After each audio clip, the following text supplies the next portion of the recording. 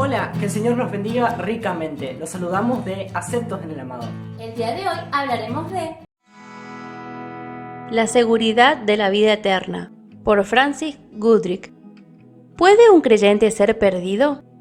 Una cuestión esencial e inmensamente importante que cada creyente debe afrontar es: ¿será posible que haya hijos de Dios en el infierno?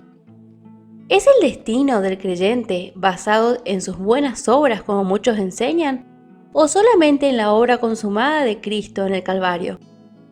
¿Puede un creyente ser desligado de su salvación y perdido eternamente? ¿O tiene él una seguridad completa que irá al cielo? Esta es una pregunta o cuestión muy solemne, y ciertamente en la contestación depende su paz y tranquilidad de espíritu. Si para lograr los cielos dependa en mantenernos en buenas obras hasta que morimos, ¿cuántas buenas obras debemos hacer? ¿Y cuán buenas deben ser? ¿Es lograr el cielo una recompensa o un regalo? ¿Dónde encontramos en la Biblia un ejemplo de un creyente siendo renacido más de una vez?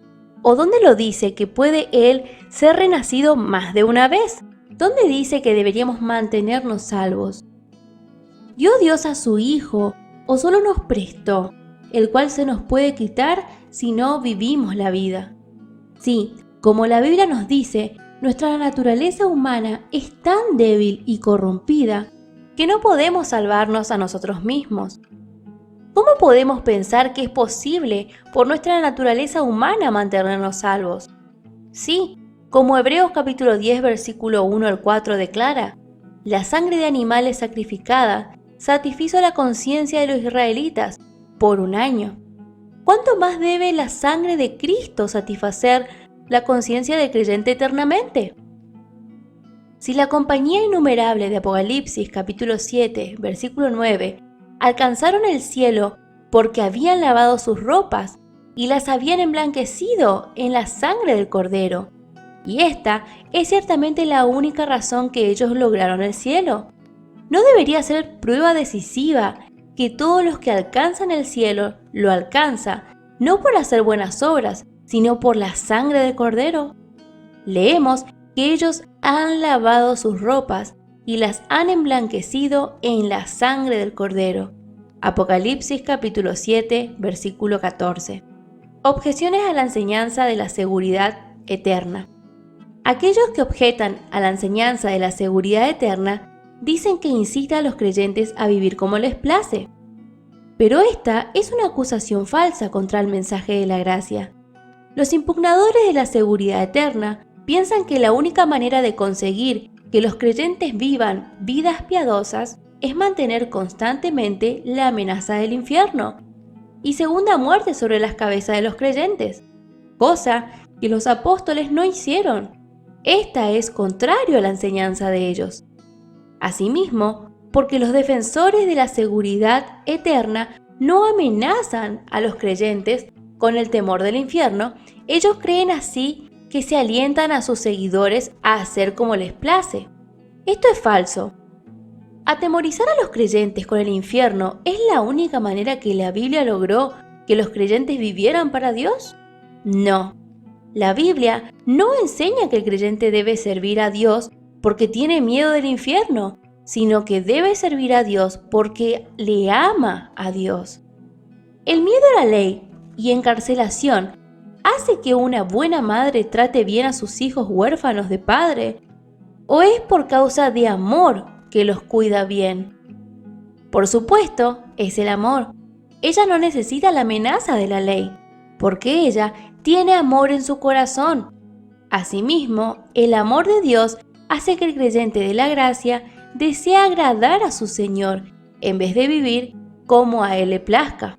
¿Qué son algunas respuestas que el creyente en la gracia puede dar a aquellos que le acusan de alentar a los creyentes a rebelarse o reincidirse? 1. Cuando un creyente con corazón sincero ve la gracia de Dios, que no solamente le salva, sino también le guarda, mantiene salvo, no puede hacer otra cosa sino apreciar y amar al Señor, y odiar al pecado y rehusar reincidir. Número 2. La gracia le inspira a vivir por el Señor, pues en Tito capítulo 2 versículo 11 al 13 leemos que la gracia de Dios se ha manifestado para salvación a todos los hombres, enseñándonos que, renunciando a la impiedad y a los deseos mundanos, vivamos en este siglo sobria, justa y piadosamente, aguardando la esperanza bienaventurada y la manifestación gloriosa de nuestro gran Dios y Salvador, Jesucristo. Número 3. Ellos también se apoyan en la contestación de Pablo a lo que le criticaban en Romanos capítulo 3, versículos 7 al 8, versión antigua. Empero si la verdad de Dios por mi mentira creció a la gloria suya, ¿por qué aún así yo soy juzgado como pecador? ¿Y por qué no decir, como son blasfemados y como algunos dicen que nosotros decimos, hagamos males para que vengan bienes, la condenación de los cuales es justa? Si Pablo fue acusado de enseñar que debemos pecar para que la gracia abunde, no nos sorprendamos si somos acusados de la misma terrible calumnia. Número 4.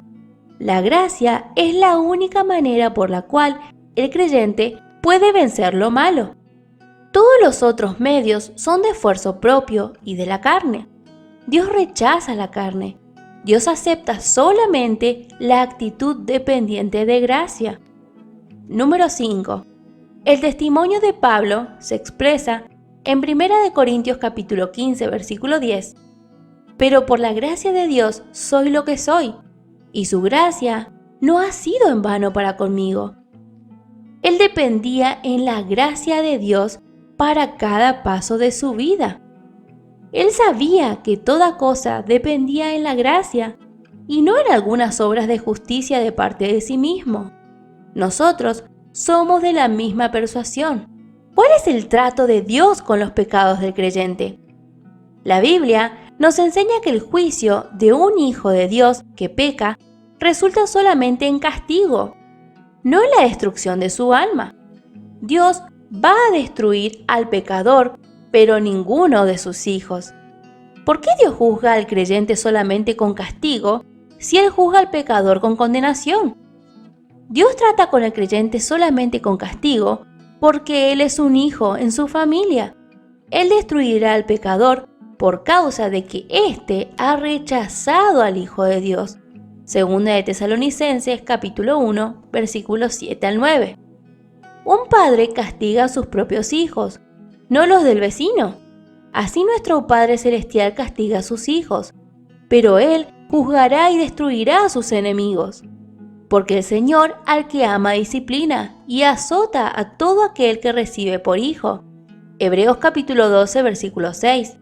Así Dios trata con los pecados del creyente, por azote, castigo, no por mandarle al infierno. Vamos a mirar a dos ejemplos de este carácter esencial del castigo en la Biblia: Salomón y los corintios que comieron la cena del Señor indignamente. En el segundo libro de Samuel, capítulo 7, versículo 14 al 15, Dios habló al rey David concerniente a su hijo, Salomón, diciendo: Yo le seré a él padre, y él me será a mí hijo. Y si él hiciere mal, yo le castigaré con vara de hombres, y con azotes de hijos de hombres. Pero mi misericordia no se apartará de él, como la aparté de Saúl, al cual quité de delante de ti. Está mencionada en los Corintios que por causa de haber comido la cena del Señor indignamente, que por esta causa hay muchos enfermos y debilitados entre vosotros, y muchos duermen. Si pues nos examinásemos a nosotros mismos, no seríamos juzgados, mas siendo juzgados, somos castigados por el Señor, para que no seamos condenados con el mundo. Primera de Corintios capítulo 11, versículo 30 al 32. Vea que aunque fueron juzgados con el mundo, o como el mundo, Dios no estaba mandándoles al infierno, aunque Él castigó a algunos físicamente y algunos fueron eliminados con la muerte prematura. Descubrimos que el Señor también trata con los pecados de un creyente por romper la comunión con Él cuando Él peca. Dios es luz y pura santidad, y no puede tener comunión con nosotros cuando andamos en las tinieblas? ¿Andarán dos juntos si no estuvieran de acuerdo? Amós capítulo 3, versículo 3. Pero si andamos en luz como Él está en luz, tenemos comunión unos con otros, y la sangre de Jesucristo su Hijo nos limpia de todo pecado. Primera de Juan capítulo 1, versículo 7. Por andar en las tinieblas, un creyente pierde su comunión con sus compañeros cristianos y con el Señor, pero nunca su posición con el Señor. El Señor juzga a un creyente que edifica solamente madera, heno y hojarasca sobre el fundamento de Cristo, por quemar todas sus obras, pero su alma será salvada como por fuego. Primera de Corintios capítulo 3, versículo 15. No estamos obrando o trabajando por nuestra salvación, sino por una recompensa. Pero cuán terrible será para un creyente llegar delante del Señor en su venida con manos vacías y saber que Él apenas ha sido salvo como por fuego. Por tanto, de lo que hemos dicho, vemos que Dios trata con el pecado del creyente por castigo, por terrible juicio, por la muerte prematura, por romper la comunión con Él y por quemar todas sus obras, causándole pérdida de su recompensa por toda la eternidad. Estas verdades no dejan que el creyente que ve la gracia de Dios se rinda a la carne, vieja creación o hombre viejo, y le inspira a vivir para el Señor.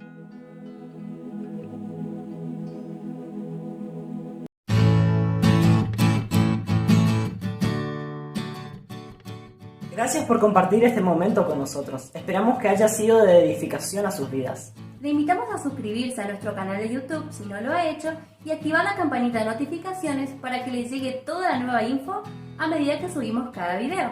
Y no te olvides de Dar gracias en todo porque esta es la voluntad de Dios. Chau chau y hasta la próxima.